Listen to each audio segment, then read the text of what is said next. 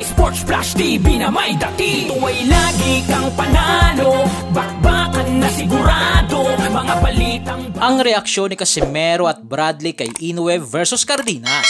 Pag-usapan natin yan mga ka-flash. Pero bago ang lahat, huwag kakalimutang i-like, mag-subscribe at hit ang notification bell para updated ka sa mga bidyong katulad nito.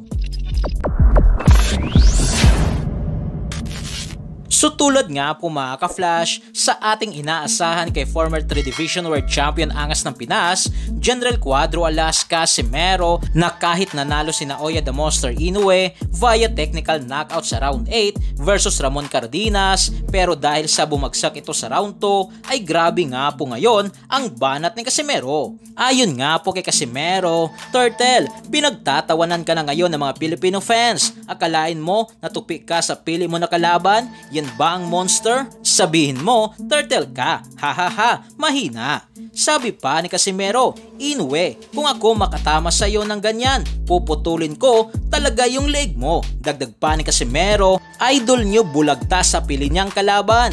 Turtle, nakita mo kung ang hook ko ang makatama, baon sa utak, ang dalawang mata. Hindi lang yan dahil sabi pa ni Casimero, the monster, bumagsak. Hahaha, sabi nila, malakas ka daw. Ba't bumagsak ka sa mga walang pangalan na boxer? Ang turtle, oh. Dito nga po mga ka-flash ay talagang mahina na ang panga nito matapos ang unang laban ni Inoue kay Nonito the Filipino Flash Donaire Jr. Hindi man siya dito bumagsak, subalit ito ang naging daan para lumambot si Inoue at makitaan na posible itong matulog anumang oras kapag tinamaan ng malakas na left hook. Nangyari din po yan sa laban kay Luis Pantera Neri at ngayon naman kay Ramon Cardenas.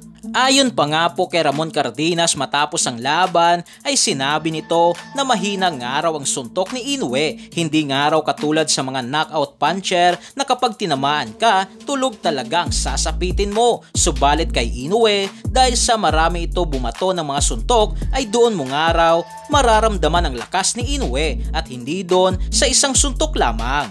Matapos din ang laban, nagbigay din nga po ng reaksyon at babala itong si Timothy Bradley kay Inoue na kung nagbabalak pa itong umakyat sa mas mataas pang divisyon ay kailangan ni Inoue patibayin pa ang kanyang panga na dito palang araw sa Super Bantamweight Division ay bumagsak na ito. Hindi pa nga mga elite fighter ang kanyang mga nakakalaban. Paano na lang sa Featherweight Division? Andyan sina Rafael Espinosa, Angelo Leo at Nick Ball na paniguradong mas mabibigat dito ang mga suntok. Dito sa laban nga po mga ka-flash ay talagang nakitaan si Inoue na hindi siya ganon katigas na boksingero. Maliit nga raw ito at galing sa mababang dibisyon. So yan lang para sa ating balitang boxing. Ano ba ang masasabi nyo tungkol dito? Para sa inyong komento at reaksyon ay komento nyo na sa baba. Hanggang sa muli, ito ang The Sports Flash TV.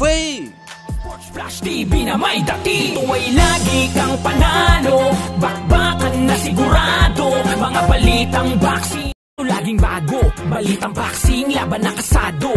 Di papahuli, pagdating sa bakbakan, mga pambato na patuloy ang laban. Sasaliksikin ang bawat babalita, talagang diin, bawal ang mahina sa loob ng ring. Merong pambihira, mga kamao na nagiging bida.